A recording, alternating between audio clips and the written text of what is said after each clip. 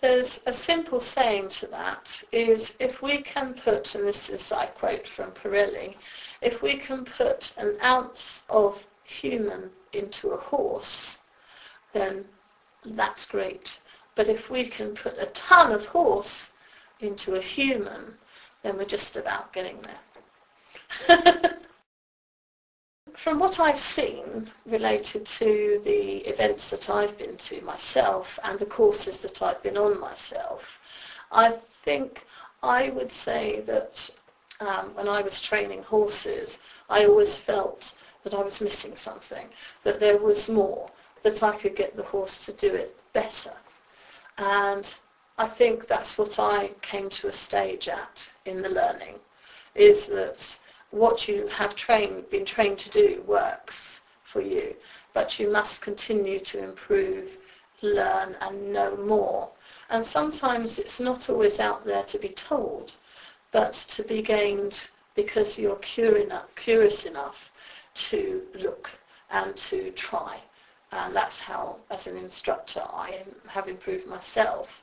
Because now in my own teachings, certainly after the first year, little things appeared in my training that made me probably a better instructor for humans, but also because I was using more intelligent horsemanship for horses, the information I was giving to my riders was much more easily understood by the horses.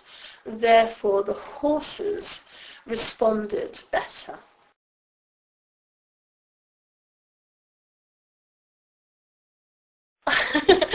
No, actually, I would actually laugh, as I always do. When people are like that, you have to laugh along, and sometimes you just have to perhaps take the time and patience to show them or work around them.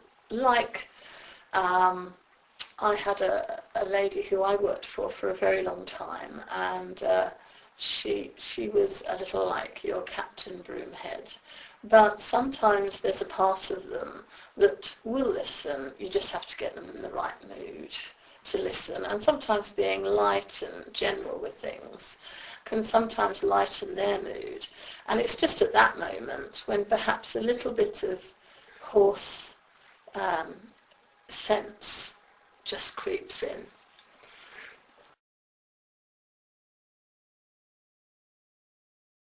Some of the things that I learnt when I was training to do the Monty Roberts Intelligent Horsemanship are to watch for the signals. Is a part of what we call the join-up process.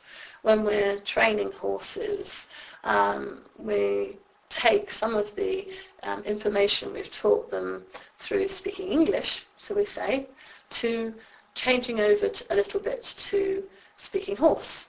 We know horse as the word equus, which is basically learning to speak horse. It's a silent language that when we're training the horses, although perhaps some of them have been trained through lunging and English style, we begin to look at what the horse is telling us about itself. So it's kind of like a mix of bringing the information from the wild and applying that to horses who've already had some training, and bringing some of the equus wording that the horse will respond to and pick up. And I've actually seen horses in my time while I'm lunging make a movement in their own language that they assumed that I would not listen to, and I have done, and the horse has gone, God blimey, she's heard what I said. And the horse will then start to speak more and more to you. And just to say, recently my own horse, who is so assuming that I don't speak, or people don't speak horse, somewhere along the line in his life just didn't bother doing it anymore. And recently has started to show me, because through my experience, I have started to show him that I can listen to him and he's now 25, and he's surprised himself because he used a language to me that he didn't think I would ever use, and he's now testing me out. So I'm learning from him, but he from me too. Tearful. Sometimes, I suppose, say for example, a mum has a teenage daughter, and that daughter has always had a lot of problems, and then suddenly there's a breakthrough. And not only does the breakthrough happen for the daughter, but emotionally it happens for the mother. And I guess that's perhaps how I feel when my horse suddenly starts speaking his own language, because he's aware that is something that a stage perhaps I've come to, that I have learned that he can actually use it as a friend.